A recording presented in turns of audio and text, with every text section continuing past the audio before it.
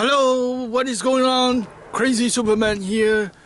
My fellow meditation friend, how are you? Last night I wrote this article on Quora. Somebody was asking how is meditation sitting there different from watching TV?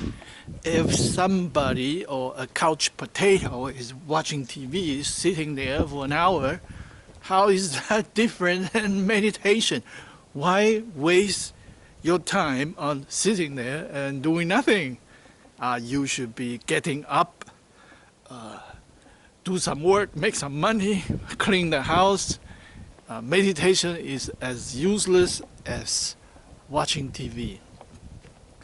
So I answer that question by telling the difference. When you are watching TV, your eyes are open, but meditation, your eyes are shut. So physically, there is a very big difference.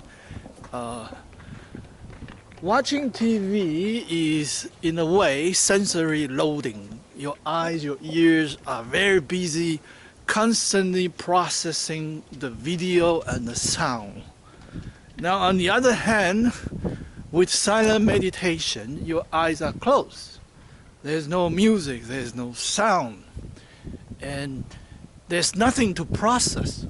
Your brain is not doing anything but just observing the breath. And what's going to happen is that a purification process will begin. All your trauma, all your regrets, all your anger, different kinds of emotion from the past time will just slowly rise up for purification. Also, your desires, your cravings, your aversion will start to cool down in a typical 60-minute session. So there is a very big difference. With TV, you are constantly reacting to whatever the image you see, whatever the sound you hear. There is no purification. There's nothing coming from your subconscious mind. At least because your brain is too busy, there isn't much space for the subconscious mind to come up, to rise up. But when you are meditating, it's different because you are sensory deprivation. So all your subconscious mind, all the emotion, all the past trauma is being surfaced up. And I further discuss into a two legally blind person went to a beach, and one person just sitting and daydreaming, and the other person is meditating. How is that different? Because both people couldn't see, and they are hearing the same sound. Now, how is the daydreaming and how is the meditating different? So, in the first scenario, to understand the difference, we need to do an experiment. We have to put an ant on the arm for ant to crawl. For a daydreamer, while they are hearing the ocean of the sound, they can sense, oh, there's an itchy sensation. What is this itchy sensation? Maybe it's an ant, maybe it's an insect. Once they finish their analysis on what causing that sensation, there will be an automatic reaction. There will be a reaction, which is to scratch and remove that discomfort. So naturally, that's what a daydreamer would do versus a meditator. Now, in this scenario, a legally blind person sitting at the beach, same place, and same ant putting on the arm.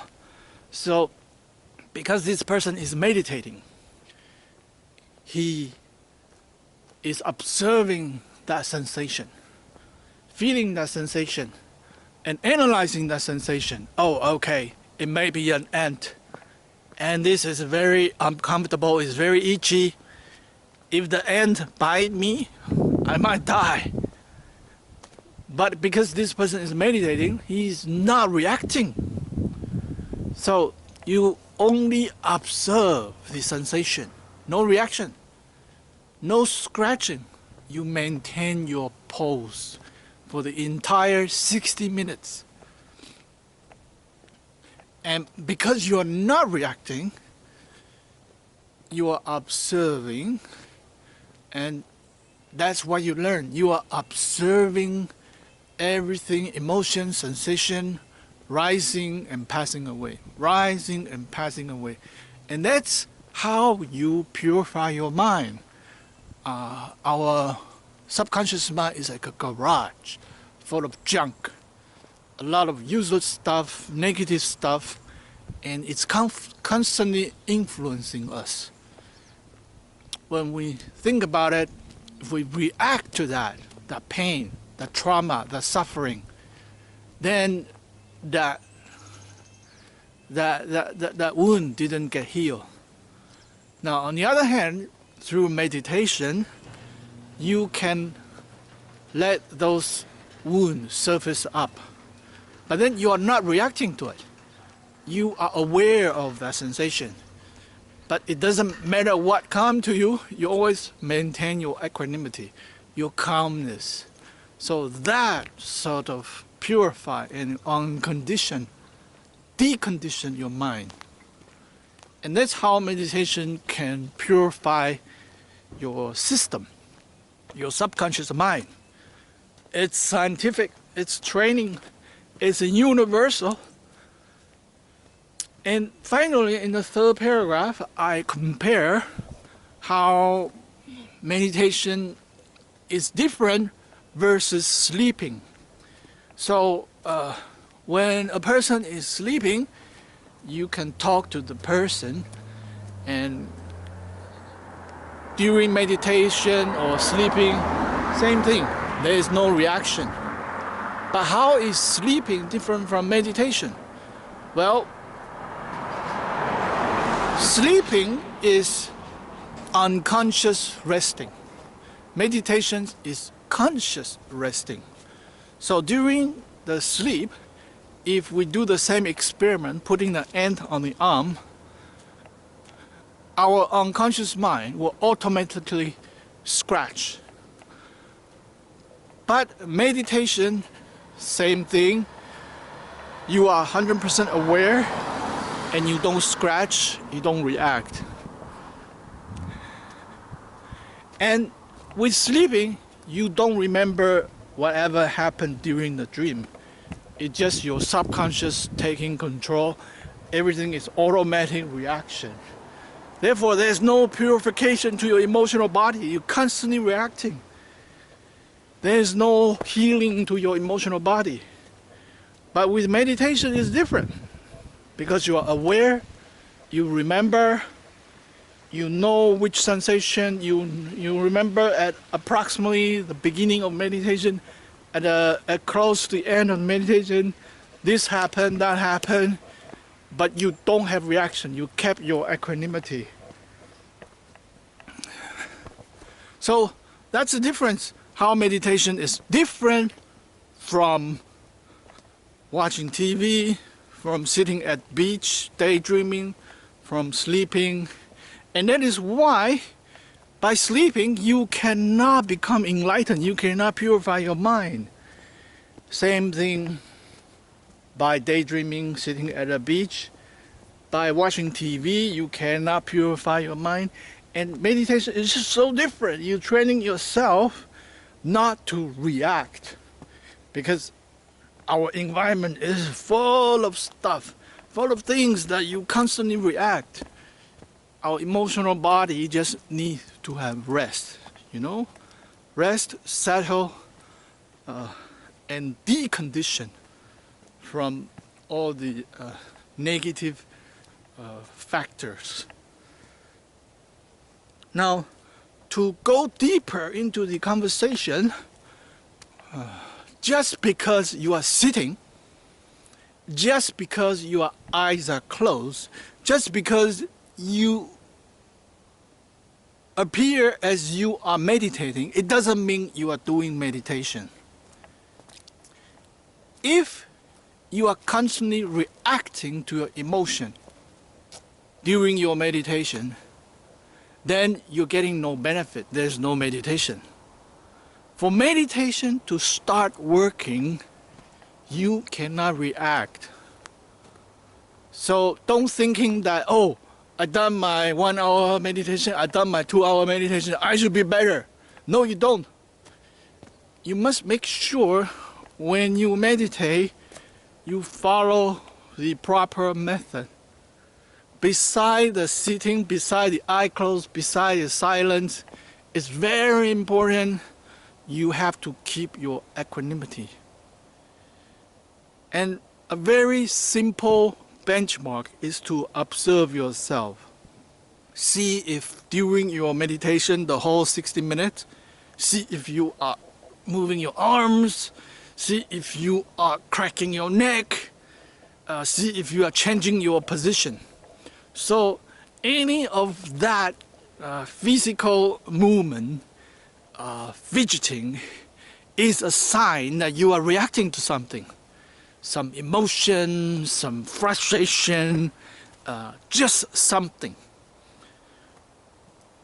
So remember that, you cannot have a perfect session every time, because depending on the stress you're going through, there are different kinds of challenge each day. But you always want to be your best, do your best. The whole 60 minutes, you sit and keep your equanimity, maintain your posture, observing your breath, and doesn't matter what bubble up, no reaction, no movement, no fidgeting, no cracking your arms, moving your head, no changing your position, just one pause, observing your breath for the entire 60 minutes.